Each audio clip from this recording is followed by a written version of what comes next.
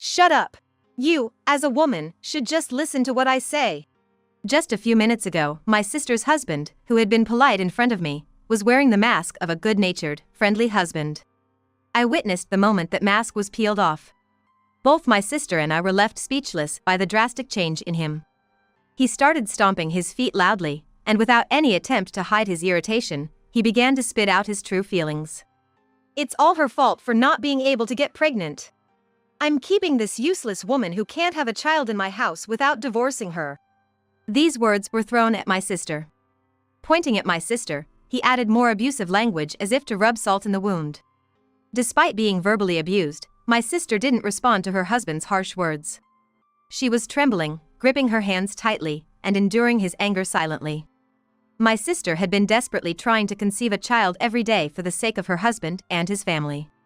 My sister, who had been constantly tormented by her husband and parents, was ragged, with messy hair, terrible dark circles under her eyes, and bitten-down nails. It was painfully obvious that she had fallen into a mental health crisis, barely managing to maintain the bare necessities of life. As for her husband, his words became increasingly harsh and brutal as he continued to hurl insults at her, calling her useless. This woman's role is to have a child. I'm generous enough to provide for a failed wife who can't even do that. Instead of showing any concern for my sister, her husband continued to insult, belittle, and scorn her. And his parents didn't even attempt to reprimand him. My dear sister was enduring this terrible environment alone, unable to ask for help. It was unbearable to see my sister in such a pitiful state. My name is Mia Parker. I'm married now and live with my husband, but until a few years ago, I lived with my sister Emma. Our parents died in a car accident when I was about to graduate high school. At that time, Emma was in the 6th grade. While our relatives sympathized with us, none of them offered any practical assistance. So I gave up going to college and got a job at a local company to support our living. From then on, Emma and I supported each other and lived desperately. I might be a doting sister too much, but Emma was my pride and joy. She was beautiful with an attractive face and a great figure that attracted people's attention. Moreover, she had a kind personality and treated everyone equally. She was popular with both sexes and was frequently asked to date. Despite this, she was humble, never neglected her efforts, and her grades were much better than mine. That's why I wanted to send Emma to college, even if I had to give up my own education. Eventually, Emma, with her hard work, won a scholarship and went to a college where she could get a nursing qualification. When she graduated and got a job at the affiliated hospital of the university she graduated from, we celebrated together modestly. At that time, Emma wrote a letter to me. All that I am today is thanks to you, Mia.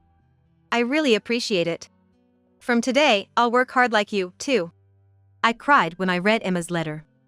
I was happy that our efforts were rewarded, but more than anything, I was happy to receive words of gratitude from Emma. After that, we were both lucky to find partners, and we both got married. We're gonna lead separate lives from now on, but let's both be happy with our husbands, okay? Yeah, we'll definitely be happy. Emma and I shared the smiles with those words on the eve of the day when we would finally be apart. The last time I saw my dear sister's smile was that day. After getting married, Emma moved to a distant town to live with her in-laws. I'm worried about you, moving to a place where you don't know anyone and only have your husband to rely on. It's gonna be fine. I'll be sure to keep in touch, so don't worry, Mia. You promise. Let me know if anything happens, actually, even if nothing happens, okay? Yeah. You too, Mia. Since meeting directly was quite difficult due to the distance, our communication after her marriage turned into text messages. I was busy with work and seldom had the chance to talk on the call. While I missed her voice, I held back from calling, figuring she had her own life there. Looking back, that was a mistake. I started to notice something off in Emma's text messages about a year after she started living with her in-laws. Her brightness was fading. Whenever I asked if something was troubling her, she'd brush it off, saying, "I'm totally fine." Eventually, she stopped replying to my messages altogether. The messages are marked as read but not replied to. This was decidedly strange, and when I tried calling her directly, she never picked up. So, I called Emma's in-laws' house directly. What? Emma. She's doing great. Really? She used to reply when I sent her a text, but now she only reads them and doesn't respond. Oh, she doesn't? I see. And she's not answering my phone call, no matter how many times I call. Could she be sick and unable to answer it? Okay, well, she's fine, really fine. I'll tell her to call you back next time, okay? Goodbye. The call abruptly ended. She hung up on me. Something was off. This was definitely not right. Emma's mother-in-law was acting strange, and if Emma was really okay, she could have connected the call to her. I discussed this with my husband. He suggested you should go check on her soon. So, I requested leave from my office, and the next day, I headed to Emma's in-laws' house. Emma's in-laws lived about a 4-hour drive from my house. Relying on the address from our previous texts, I went without contacting them in advance, and knocked the door. Hello, who is it? The voice that came through the window in the back was my familiar sister's. Emma. It's me, Mia. Oh, Mia. You came. Wait for me. Then I could hear footsteps coming towards me. Those footsteps were oddly heavy. She didn't need to rush like that. Despite being overwhelmed by the noise, I thought it was good that she seemed energetic. When the front door opened, I was taken aback by my sister's appearance. Oh, Emma! Mia, it's been a while. There stood my sister, who had definitely put on weight since before her marriage. This wasn't just a little weight gain from pregnancy if she was expecting. Moreover, Emma had dark circles under her eyes, and her hair was grown out and wild. Her previously well-manicured nails now had visible bite marks all over. I had heard she planned to work as a nurse in her new town too. She certainly didn't look like she was working as a nurse. In fact, her condition was so abnormal that it was doubtful whether she could even lead a decent life. At first glance, it was obvious she was living in an unimaginable environment, but I decided to hear Emma out first and went into her home. My father-in-law and mother-in-law are out, and my husband is going to be late from work. Oh, I see. I responded. What brings you here, Mia? Any trouble? Well, you haven't been replying to my texts recently, and you don't answer my calls, so I got worried. Oh, I'm sorry. My husband holds my smartphone these days. I haven't been able to check it recently. What? Since I got married, I haven't been able to get pregnant easily. So my husband offered to keep my phone, saying it might help with the stress.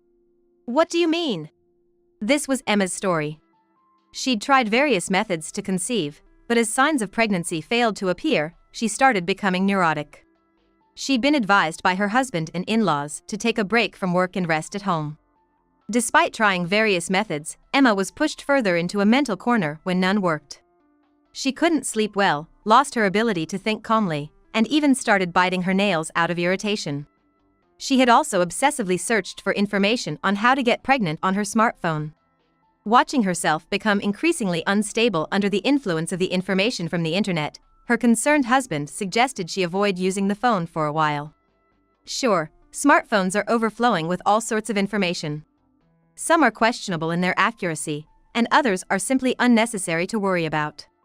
Emma's husband's opinion that it's better not to obsess over it all seems reasonable.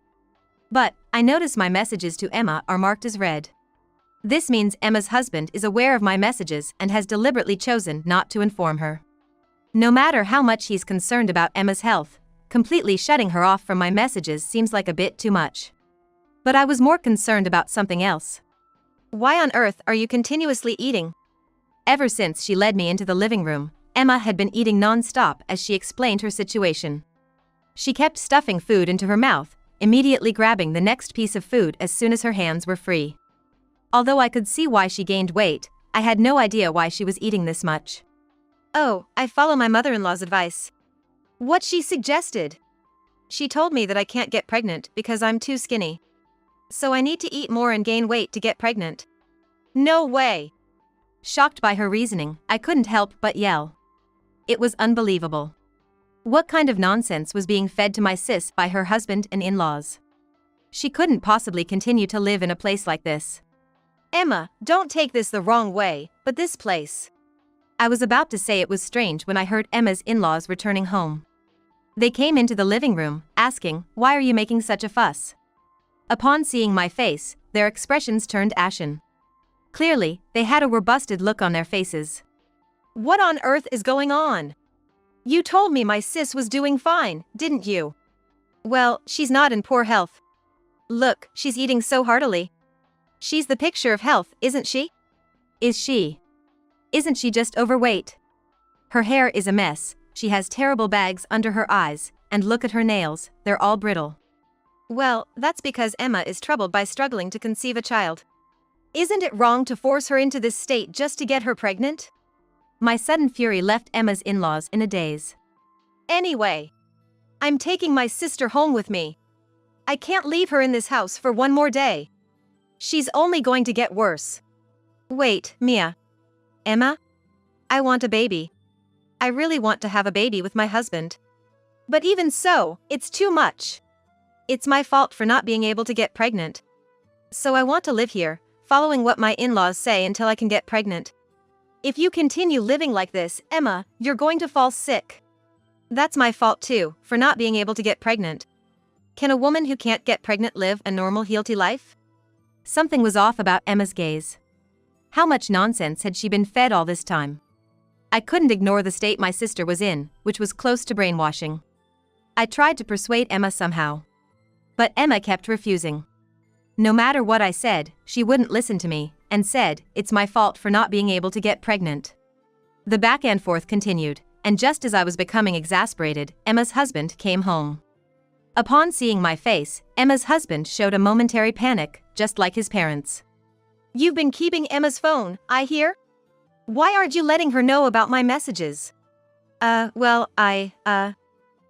to have worried you. I can't leave my sis in this house. I'm taking her home right now. Well, that's a problem. Even if you're her sister, we can't have you meddling in our marriage. How could I trust someone who let my sister get like this? Despite his perfunctory apology, Emma's husband stubbornly refused to let her go, and my tone grew increasingly heated. On the other hand, Emma's husband, initially nervous against my unwavering insistence to take Emma home, seemed to grow more irritated. Shut up. You, as a woman, just need to listen to what I say. He suddenly raised his voice. It's her fault for not getting pregnant, right? That's why my parents are worried about her and telling her to eat. Who can get pregnant that way? What's with you? If she still has a great figure, she'll go out and... Seeing Emma's husband's alarmed expression, I did not let it slip. Go out and then what? She flirts with men other than me. So if she gets fat and unattractive, no other men would look at her, right? So, you're the one who made Emma put on weight? Yeah, that's right. Emma's husband's true feelings began to spill out one after another in a reckless confession. It seems that Emma's husband was afraid that Emma, who continued to be popular even after marriage, would leave him if things continued as they were. So he had her quit her job under the pretense that she couldn't get pregnant, made her gain weight, and even took away her means of communication, her phone. To achieve this, his parents lied to Emma, saying, it's for your own good, and cooperated with him. I was speechless as her husband selfishly revealed his reasons. Just then, his cell phone rang, shattering the silence. What the hell? Not now. Visibly annoyed, Emma's husband answered the call on impulse. He accidentally pressed the speakerphone button. The phone echoed loudly with a woman's sweet voice. Hey, you're off work, right? I'm waiting for you at our usual place, hurry up. What? Oh. In the split second Emma's husband was flustered, I snatched the phone. Hello? Do you need something with my husband? Upon hearing my words, imitating Emma, the woman's tone changed. Huh? Oh, you're his wife? Nice to meet you. Your husband's always so good to me. Her brazen voice provoked a response. We are kind of busy right now. Could you call back later? What? You're his barren wife acting so high and mighty. I didn't say anything, and she continued. I'm pregnant with your husband's child, unlike you. A victorious tone echoed from the phone. Upon hearing this, Emma, who had initially been dumbfounded, had a sudden realization. Emma, let me explain, her husband said. So you've been cheating on me, even going as far as to have a child. You're misunderstanding, this must be a mistake. You act concerned in front of me but betray me behind my back. Emma's eyes hardened. Taking a deep breath, she declared, thank you for everything. I'm leaving this house immediately. Be prepared to distribute property with me. Facing her husband's excuses and her in-laws' dumbfounded silence, Emma pointed at them and declared boldly. Emma, who had left her in-laws' house with me, immediately sought advice from a lawyer who was an acquaintance of my husband. She told the lawyer everything that had happened, and although it took some time, the divorce was finalized a year later. Of course, Emma asked her ex-husband and his mistress to pay for their sin appropriately. Here's a little postscript. The ex-husband, who wanted a child, tried to remarry his pregnant mistress. However, there was a miscalculation. The child the mistress gave birth to wasn't his. Apparently, the mistress was cheating with another man, and the real father was that other man. Emma's ex-husband was desperate to claim that the child was indeed his, but ironically, it turned out he was infertile. So it wasn't Emma's fault that she couldn't get pregnant, but the ex-husband's. The news of the ex-husband and his parents ganging up and pressuring Emma, causing her to have a nervous breakdown. Moreover, the fact that the ex-husband himself was sterile. These facts spread quickly among the neighbors and his workplace soon after the divorce was finalized. Unable to stand the harsh gossip, the ex-husband left his parents and moved to a distant town. Emma, who learned that her inability to get pregnant was due to her ex-husband, was livid. However, that anger seemed to fuel her. She started dieting with an energy as if her previous state was a lie and gradually regained her old figure. Not only her figure, but her natural cheerfulness and kindness returned, and now she's happily living with her new boyfriend.